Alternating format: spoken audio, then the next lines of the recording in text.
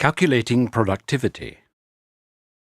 Generally, technically oriented professionals will focus on production levels. However, livestock keepers will be more interested in productivity and profitability from their livestock enterprises. The productivity of an activity equates to the efficiency of conversion of inputs to outputs.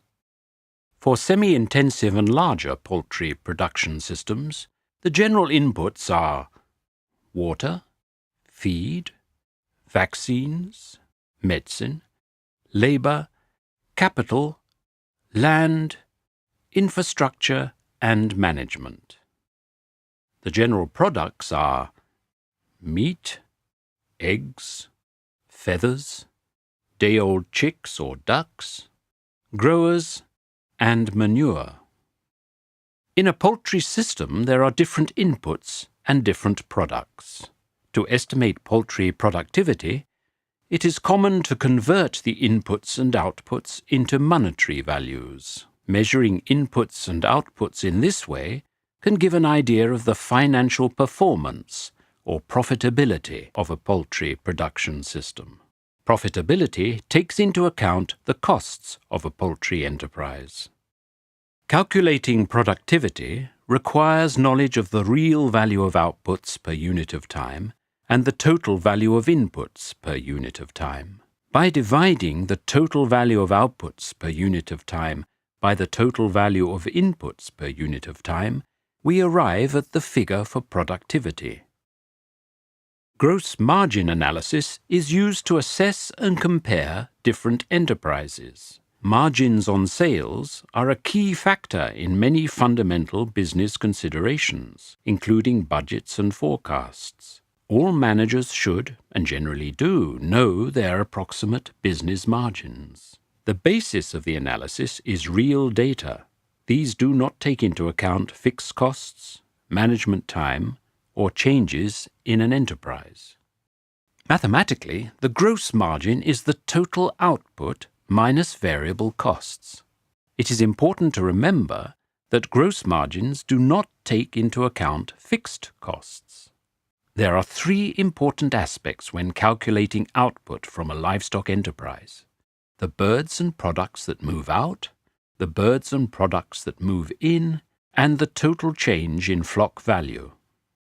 Examples of birds and products that move out are the sale of products like eggs, feathers, and manure, the sale of birds, the value of poultry products consumed in the household, the value of products and birds given to workers as a form of payment, and the value of birds that are gifted or loaned.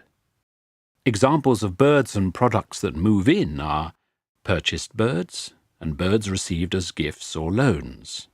The change in flock value takes into account the monetary value of the flock at the end of the analysis period, and the monetary value of the flock at the beginning of the analysis period.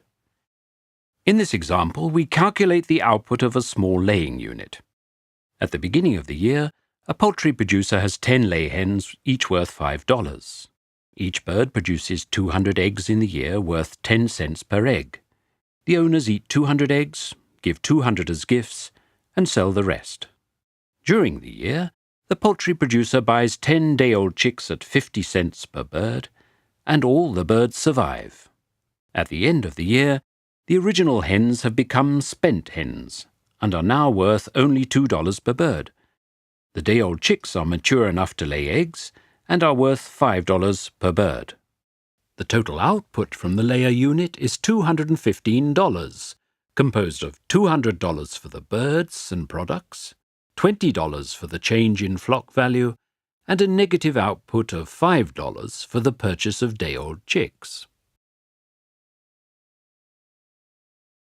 There are two important aspects when calculating input from a livestock enterprise: fixed costs and variable costs.